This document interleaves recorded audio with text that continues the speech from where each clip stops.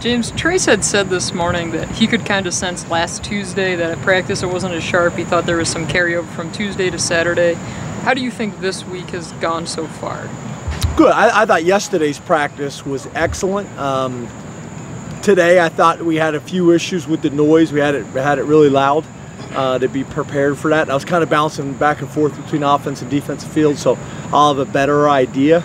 But I felt like this Tuesday and Wednesday have been better than last Tuesday and Wednesday so far. How did you think Ricky and Micah played in their first college games? They come in with a lot of hype, with obviously. How do you think they kind of handled things? I thought you were talking about Ricky Ronnie at first. You said Ricky. Yeah, I'm sorry. No.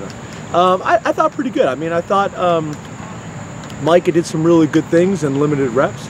I thought Ricky did some really good things in limited reps. I think both of them showed that they deserve more reps, and that will gradually grow. I've been really impressed with the whole freshman class, but I think those two guys, have handled what we've given them so far pretty well. So when they do that, we'd like to create more opportunities over the next couple of weeks. James, you kind of touched on this yesterday at the professor, but this morning Koa and Sharif both said that there was positive things that came out of the film sessions on Sunday with the defensive side of the ball. What gives you confidence, looking at the first three quarters versus the fourth quarter in that unit and kind of going forward? Well, I think what gives us confidence is, in my, I guess going on 8 years now, we've gotten better. We've gotten better each week. We've gotten better, pretty much every day. We haven't been perfect. There's been some times where haven't played as good as we wanted, but we've been able to correct issues on tape and learn from them and grow. So I got a lot of confidence that we'll do that again. We got a really good staff. We got good players. We got to force feed that maturation. We got to force feed the experience as much as we possibly can, so we can play fast. I didn't think we played as fast as we need to play, and I think that was because guys were thinking and hesitating and those types of things. So I'm just basing it on experience. The last couple of years here, and then obviously the years before that, we've been able to do it. We've been able to evolve and grow and correct mistakes, typically not make similar mistakes over and over again.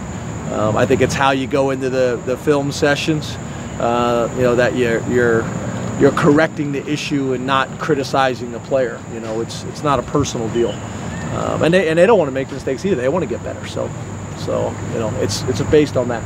This is probably a similar vein, but how do you instill urgency without installing pressure or panic early? Yeah, I think that's a really good question. What I try to do is, from my perspective, I'm more intense in practice than I am in games. You very rarely ever see me yell and go crazy and berate a kid on the sideline. I'll usually bring them up. I'll try to cover my mouth so you guys can't read my lips. Talk to them without embarrassing them on national television. I just, we're going to be intense in practice and those types of things, but I don't do that during the game. So my point is, we're pretty intense in practice to create that sense of urgency. But I think if you act like that on game day, then you're going to get guys that are hesitant and are concerned and don't handle things well. I think if the players see poise and confidence from the coaches, and our veteran players like Trace, then it seeps down into everybody. But if they see us panicking or see our veteran players panicking, then we don't have a chance. So does that answer your question? Yeah, I mean, or how do you get? Sort of at any given season, you have a finite amount of time to get as good as you want to be. How do you accelerate that process without doing things too fast, without pressuring guys to mature too fast? I see what you're saying. I think there's always a high level of pressure in practice, and that is intentional to try to get them prepared for what it's going to be like on Saturdays. I want to find out on the practice field, not on Saturday afternoons.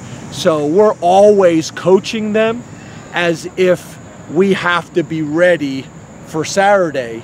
There's always that sense of urgency, but I think as coaches, when you go back into the meeting rooms, the big picture, and you're not going to go from A to Z in 1 week, but you just got to keep kind of chipping away at it.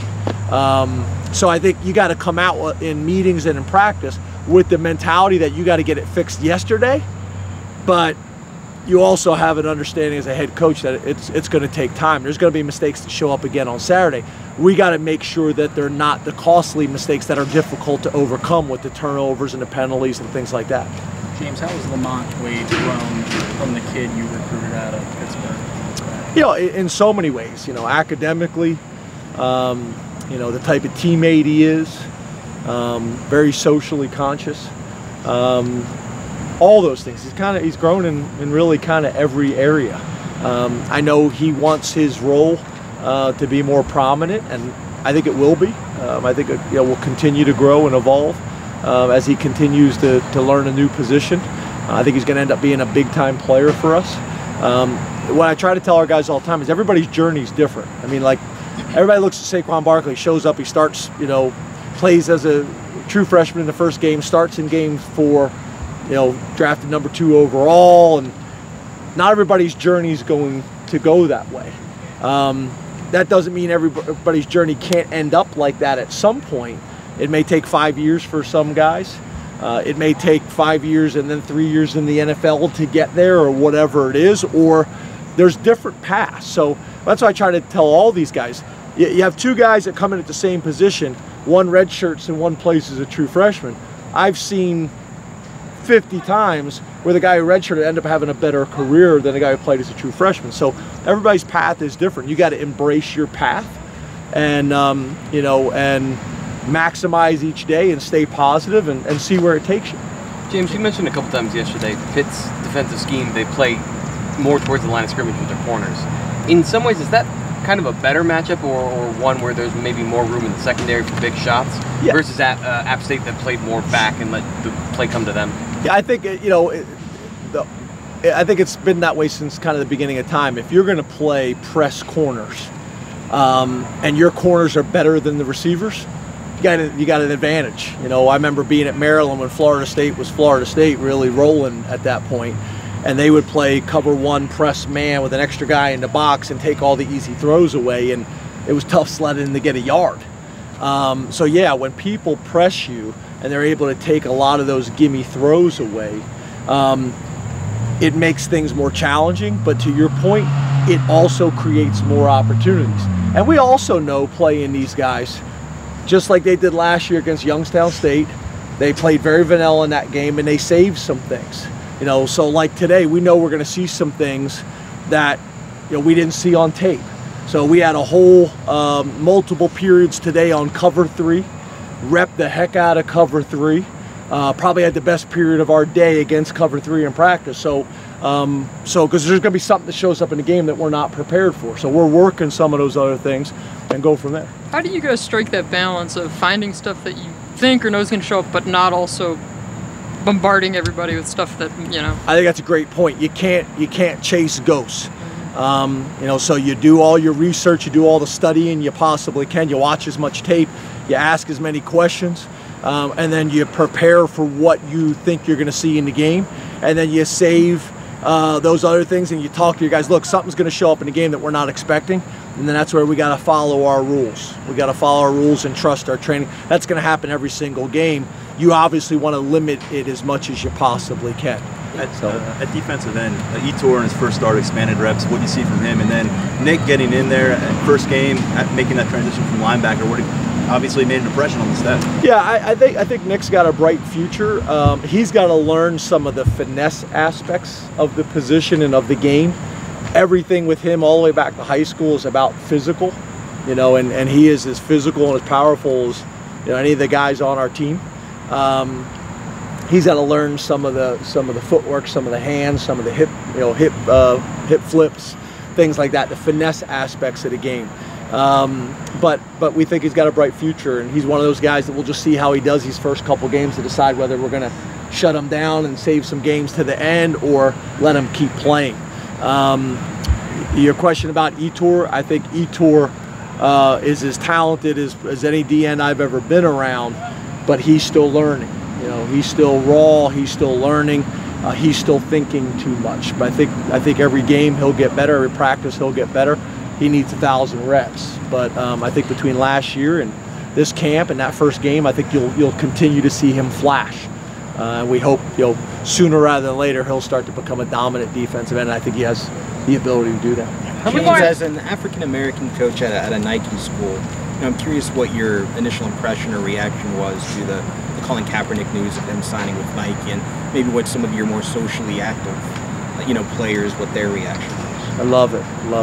I'm happy to talk about Pitt, their program, the game. If you want to schedule something in the off season to talk about those things, I'm great. But we're completely focused on Pitt and Coach Narduzzi and the university and the program and the schemes and the players. Okay, then I also have a football question for you. Kenny Pickett, he's a player that there's not a lot of film on.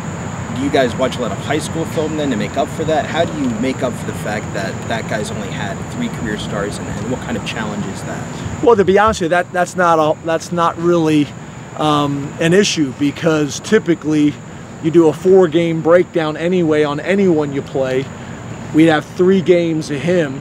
For this season, we only have 1 game to look at, so we really have about the same amount of games to watch on him than we would any of our opponent. Do you have the ability to dig deeper when a guy's been starting longer? No doubt about it, but typically this is about what we would break down now anyway, is 4 games, so works out pretty good. Thank you, Coach. Thanks, guys. Thank you. I know, I gotta ask.